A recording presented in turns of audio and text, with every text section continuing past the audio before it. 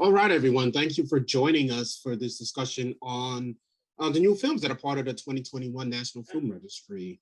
My name is Curtis Caesar John. I'm the founder, executive director of Luminal Theater, and we have with us our multimedia coordinator, Olu Baker, and one of our blog contributors, Dennis Leroy Kangalee. So thank you, fellas. Thank you, staffers, for joining me for this discussion. Cool. So both of you able to check out the films that are part of the National Film Registry list? I think you were. Yes. So just for our viewers, I'm gonna try this and hopefully it works. Just a little share screen of two films, of the set of films rather, that are part of the list. So we have first one up. I think, can we all see that? Yep. Yes. Is Coolie High, directed by the great Michael Schultz, who, when I first watched it, I thought he was a white man because I was growing up in New York, and Schultz is automatically thought of as a Jewish people, so Jewish gentleman, which he could still be Jewish, but you know, German. I think his grandfather. Well, that's what it really is, but I mean, but you know, yeah, right. No, of course. Yeah. That's bear in mind that's 11-year-old, you know. No, listen, of course. Semi ignorant me, so that's where I'm coming from. So, and then we have, I'm just going to go through a list. Then we have Richard Pryor live in concert, which I feel most of us have seen, 1979. And we have The Murder of Fred Hampton, documentary we actually co-presented this past summer in New York City with Nowadays and with Gabrielle Carodi, the curator of that series. The next three films, and mind you, audience, these are the Black films that are part of the National Film Registry, or the Black subject films that are part of the National Film Registry. So clear. Yeah, just keep that in mind. Thank you. And there's many more great films that are part of it, like Return of the Jedi and Who Killed Vincent Chin, and we can talk about those too, but our concentration is going to be on these 6 films. Starting at the top left-hand corner, we have The Flying Ace, a film from 1926. That looks really cool. I've actually never seen that. I'm not sure if either of you have. The next one is The Watermelon Woman, fantastic film from Cheryl Dunye, her debut film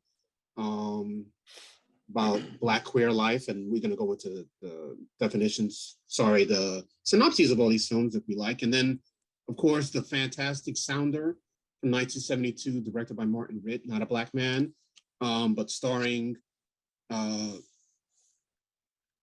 fantastic actors and all around creatives, Paul Winfield, the great Cicely Tyson, and Kevin Hooks, who's someone I've been watching and respecting since I was a little kid, as an actor and as a filmmaker as well. Passenger 57, among many, many other films and great TV shows. So those are the 6 films that we'll be discussing in earnest for this. So thank you, gentlemen, for joining me for this discussion. And let's start with Coolie High. It's the most famous film from this series of these selections. So for those who don't know, Coolie High, 1975, right? Maybe my year is off. I don't have it in my thing. So, but it's about a group of Black friends enjoying the last year of high school in the 1960s Chicago, when their lives and futures are threatened after a small scuffle at a party escalates. Fantastic premise, great film. Please share your thoughts. We're gonna just go around and share our thoughts about each of these films. I'll say which one we'll start with, or we'll continue with, and then about their significance. And you can still also talk about their significance to our canon, because I guess maybe, I don't know, or films that are part of National Film Registry now considered canon, or what? Well, I guess they are for the country. It is, right? I mean, it's that's true. It's a big deal, you know, for the United States government, really, culturally. I mean, I've always been very suspect of, you know, pantheons when governments try to, you know, curate culture. I think it's good. Excuse me. It's good that a lot of our films can have that recognition culturally and be considered aesthetically or artistically important. You know, whether it's Daughters of the Dust or Killer of Sheep, you know, famously. But my issue with the registry, of course, is the hypocrisy. That's, you know, sort of innately there. I mean, you know, I don't maybe there's some cultural capital that it does give certain filmmakers, but I'm not sure that that actually helps them in the long run. I think now it just makes the United States government feel good. You know, it makes the Library of Congress, I think, feel like they're doing their job a little bit more, you know, if that makes any sense. But I mean, you know, it's an honor, I'm sure, but I don't know what it really means. I'll address the issue of whether it's canon or not. I think that if you just even look at it from a biblical perspective, you know, you think about the Bible as being viewed as a canon, and you know, the King James version being a version of a collection of books that let's say a aristocracy put together and said, this is our canon for our belief system. Right. So just for that reason, I would consider it part of canon, which these are great films. And if there is, you know, some films, if there are films that I would want to see as a part of like the canon for Black films, I definitely say starting off with Coolie High is definitely, I agree with that, sure. Definitely, if there was going to, you know, it's just been codified by the, you know, Library of Congress, but yeah, it's definitely, sorry, I got to put my phone on do not disturb or whatever it is, airplane mode or something. But it's in my opinion, it is part of canon now. Without the official stamp, it was, but now I think that I think it's been established. And what does that mean by the establishment or the government, you know, codifying that this is part of the canon? Financially, I'm sure it means something. And it also for preservation, it means something. Of course, because I know that they're going to archive the film and make sure its originals are. Yeah. So I think it's important for that reason. So yes, it is part of the canon, and I'm happy to see them. That's a great point, Olu, that you mentioned, that you said about it being preserved, which in a lot of ways is, I guess, the most important aspect of having these films be part of that registry. Yes. Is that they will be preserved, and that I guess many of us will have access to them for maybe our programs or maybe this and that there'll be a good solid print to show. And these days print also means digital, of course. DCP, digital cinema package, for those who understand that language. Because most places don't have projectors anymore, to be real. That's what that means. And so that's a very important aspect. For me, one of the key things I do when I started curating is that I was part of I helped found this festival, New Voices of Black Cinema, and that took place in Brooklyn primarily. And one of the things that I felt that I really contributed to it, especially, is this whole thing called the New Black Classic. And the New Black Classic was really us saying, we're not waiting for people to codify, to say that these films are classic films, that these films are our films that should be respected and shown repeatedly and yes, now made canon. We're not waiting for that. You know, I mean, that's part of Black curation, I feel, anyway, or part of any type of independent curation.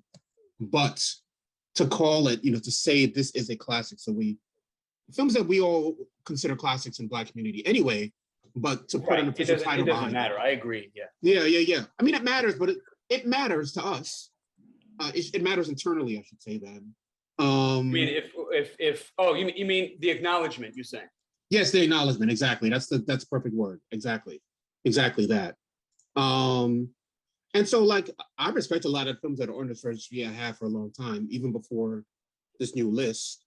And have recommended films, and as the Luminal has recommended films to this registry before. But still, my thing is I like and respect this list, but at the same time, for me, it's not and to Olu's point, it is being preserved. The films are preserved now, so beautiful. Especially something like Watermelon Woman. I mean, Of Coolie course. High, absolutely. But just to shift gears to Watermelon Woman for a second, to the Watermelon Woman for a second. Yes. You know, it's Yeah, that's the triumph of it. Is true. Like what Olu do you said, mean? if the Oh, print, yeah. if the print can be preserved, right? All that, if you can always have a good copy of the movie, if it really means that from here on in, this particular film will always be around, that's a beautiful thing. Yeah. Absolutely. Absolutely. So we kind of went through the heavy part of it already, so which is good. And we can continue talking about that as we like. But just some thoughts on some of these films. So since we're talking about Watermelon Woman, I'm not sure. Yeah, it's a Olu, good have you movie. seen? I remember that? seeing it. I had to see it, but I remember. I don't remember the. I don't remember the film, to be honest with you. I had to see it. I had to watch it it was on a list of films I had to watch. It was like 200 before getting NYU, and on that list, so many films. So I don't remember the film, unfortunately. So I can't speak to it in an educated way. Right. Well, can you, Dennis, speak to I it? don't know. Yeah, I like her. I mean, I don't know how many other films she's. I know she's made a couple of other She's films. made a few, a handful of other films. And And I'm sorry, not to cut you off, but has directed some TV too. So go ahead. I'm sure. Yeah, I mean, I respect her highly.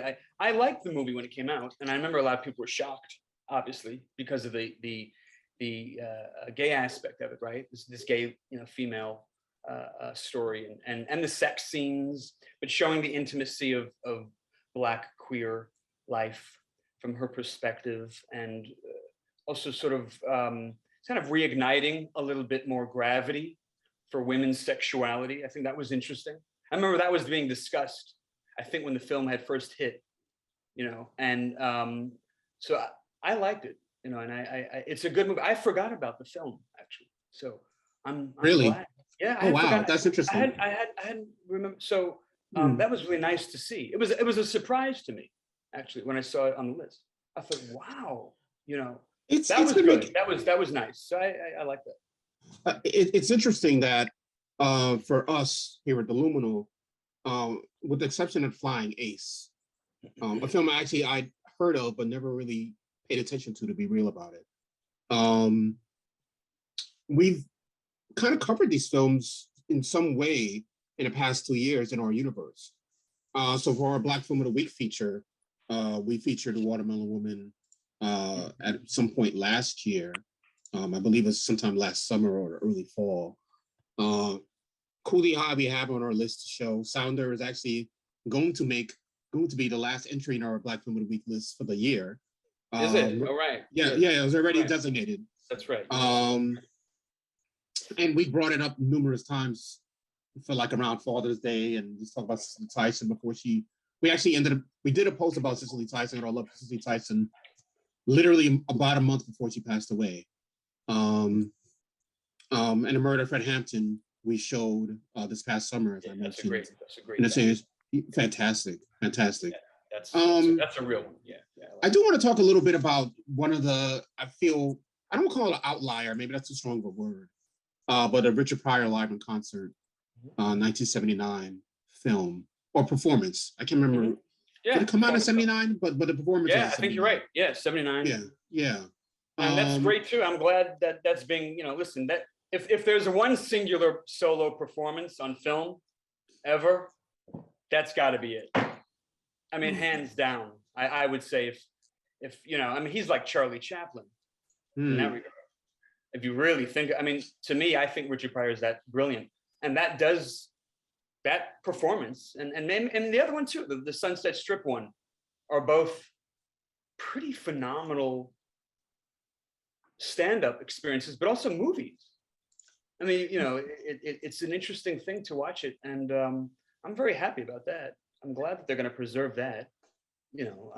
We all know how great he is, but it's funny. Well, first of all, right now we have a debate. It's not even a debate, but it's a conversation about whether David Chappelle is old or not, you know, as comedian.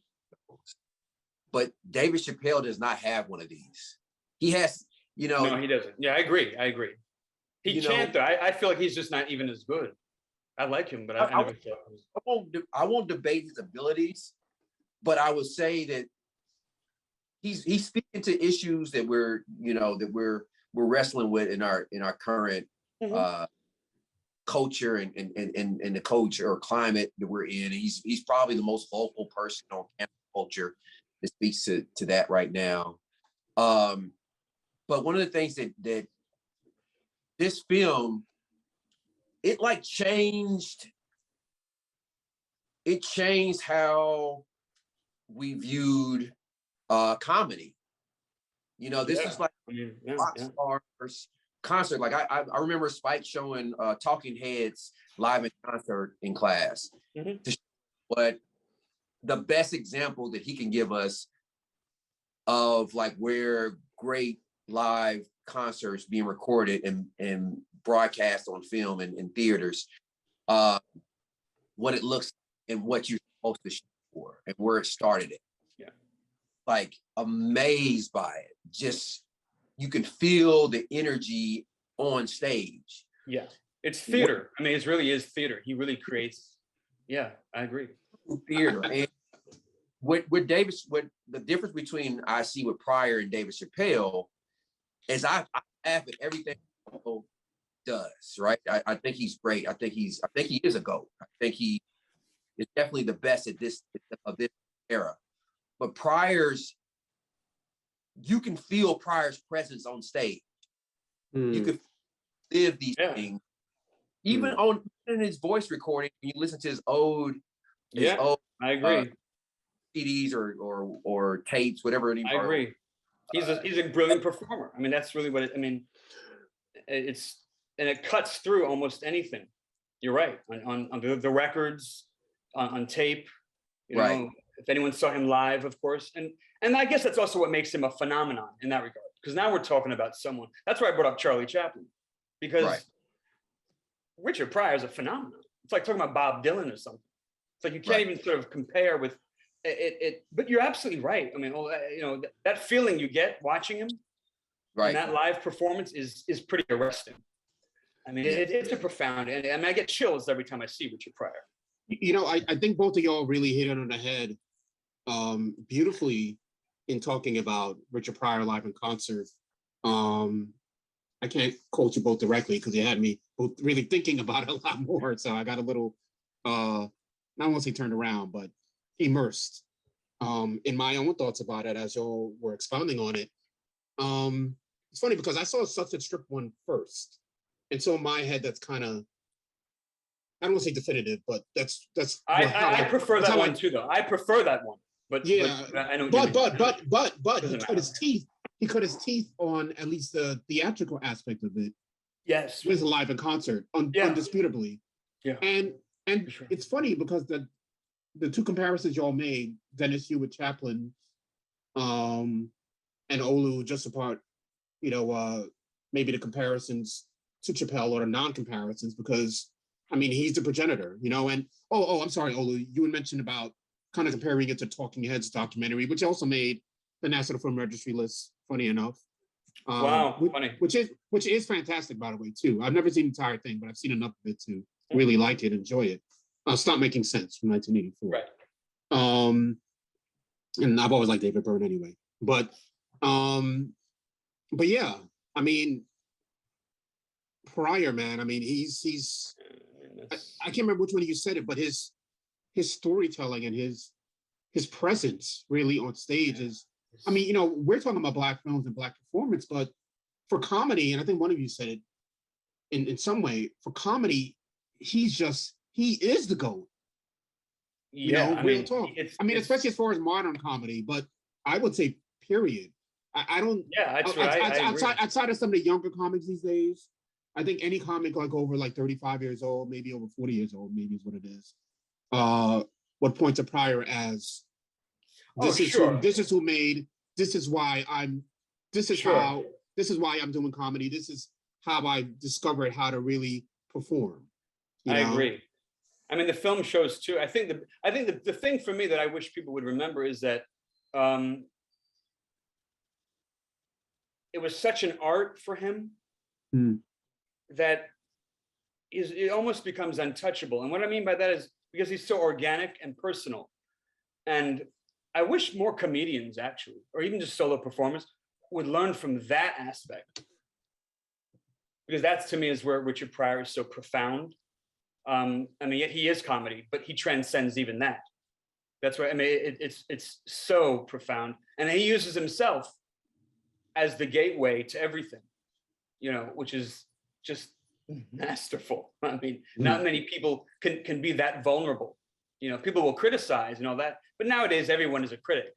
But Richard Pryor just seems to, you know, he can excoriate the society and himself at the same time, which is just amazing, you know, to see. He also suffered so terribly for that vulnerability. Yeah. But that it's extremely sad. I mean, for Black Film of the Week, to bring that back up, we covered I think our first one of the year, or one of the first three for the year, was JoJo Dancer. Your Life is Calling. Great movie. That title. Another great film. Yeah, no, it was, and I hadn't seen it since I was pretty young. So like maybe a few years after it came out. So I saw it on video because I wasn't. My parents were going to take us to the theater to see that. But I rewatched it when we were covering it for Black Film of the Week earlier this year, and I just forgot how good it is, but it also just how vulnerable it is. I mean, it's just ridiculous. It's but geez. There's so much to unpack with everything you guys just said. There's for me, even my own work, this is what I shoot for. There's a through line between Pryor and live in concert and Coolie High. Great. What you even about Killer of Sheep. I think I've mentioned this before.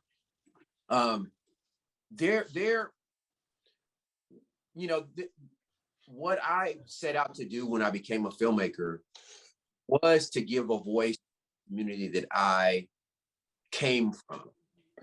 And I've never told you guys this. My mother is she's second cousins to Pryor. My father is in Peoria, Illinois. Well, they grew up in Peoria, Illinois, and the community they came from, there were so many characters, and even in my family, these people are real live characters. Their voices are not really heard. And then you hear Pryor and you get a glimpse of what that community is really like. Yeah, exactly. And it's the same thing with Killer of Sheep. You don't really get to get that lens. People, you know, we go with the concept of poverty porn and That's no, but I know what you're saying. What you're saying is important though. Yes, because it's folk. It's like folk art, really, is what you're talking about.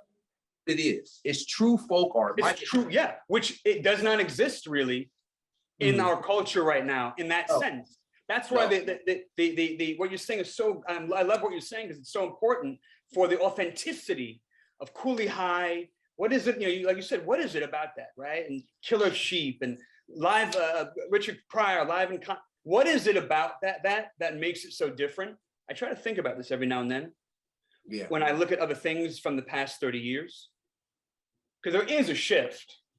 And maybe the shift is more about, you know, the news headlines or representation versus really loving and trying to express a part of you, you know, that no one else sees. Because you hit it right in the head. And that's good. I like what you said about that. It's the concept for folk art, because that's truly what it is. It is. It's so beautiful. I know. But I think about Michael Jackson. You can just talk about all, you know, some of the great. Michael, James Brown, years and you know, Howlin' Wolf. Yep. There was no conservatory for them to go to. No, thank you. Exactly. You know, Michael Jackson, you see some of the moves that you see some of the footage that he had when he went down from out, his family's from originally from Alabama, I think on his mother's side. But you see some of those videos where his great aunts, where he was dancing in the field, in a country field with one of his aunts. And you can see some of the moves that Michael Jackson did. Yeah. He became Michael Jackson in his grandmother, in his great aunt. And so that's what, you know, what I love about cinema and the auteur perspective. We're losing that name. Many of my classmates shied away from that name. And I went to NYU because NYU did not shy away from the concept of being an auteur. And that's what I think we're the difference between Richard Pryor and Chappelle and Kevin Hart. There are a lot of cooks, you know, I mean, of course. Yeah. All he was part of, you know, Richard Pryor's greatness. But there weren't a lot of cooks in the kitchen.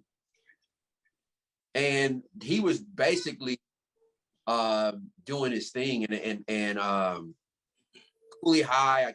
I can just, there's much to all of what we're missing now. I agree. And the sentiment too of Coolie High, you know, seeing the story, particularly as Black men, right? You guys will agree. That's also something very interesting too, because you rarely see that in general. Yeah.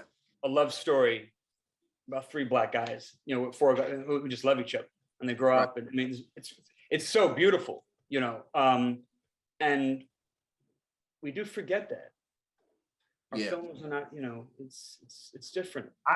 You know, if I may add, you were talking about that through line, and I do want to add, just to bring it back to Coolie High as well, that Cardwash is totally a through line for a bunch of those. I mean, with having Pryor in it, cameo, but extremely significant and funny and hilarious cameo because it's Richard Pryor, of course. But not just a cameo. I mean, that's Michael Schultz right then and there too. Right. Yes. And Cardwash is a film that I saw. I keep coming back to when I watched films as a kid, but you know, that's where a lot of us have the discovery. No. But I didn't understand the hell. I didn't understand what the hell this movie was when I was a kid. Because of course, to say what you were saying, Olu, Cardwash is folk art too. I mean, the way that is put together, and it's just like it's not vignettes. It's not vignettes at all. But the way it's kind of like pieced together, and it feels like kind of improvisational, kind of Altman-esque, but not Altman-esque. Roger Ebert always compared it to Altman's MASH. He did. That's right. Right. Yeah. But it was theatrical, not is theatrical in its flow, not. I mean, maybe Altman was trying to be theatrical too. I actually don't know, but we're not concerned about that in this conversation necessarily. And I like Altman, so that's not me fishing on him. I'm just saying. But that, when I think of folk art, I kind of think of that kind of flow and that kind of aesthetic as well. And that totally lends into all of it. And then you have Franklin J, who's technically the star of it, and you know, this underrated comedy legend who also wrote for Pryor too, and for so many others, and Living Color, all those things. I mean, there's just so many connections. And to both of your earlier points, there was no conservatory. Was that a word y'all used? I don't remember. But there was no conservatory. I mean, I guess for theater life. And Michael Schultz coming out of theater, it was. But yeah, life wasn't exactly. You made it. You know, studying has become institutionalized, which is a whole other issue. And I think that's also part of the problem we're talking about. Is that you know, art, film. Think about it, a lot of people. You know, dance, theater. There was a time when you'd get together and you'd do it. I mean, like Olu said, no one taught Howlin' Wolf. He didn't go to a store and go to a class. Can you teach me how to play guitar? That was like not even, I mean, these things were passed down. These were serious transmissions of culture. And listen, not everybody, and back then, not everyone was an artist. To be an artist was like like, now it's just cool because the culture can make money off of it, I think, as an industry. Right. But no, listen, these films are great. I'm really happy to see Coolie High on there. I'm gonna have to watch it again.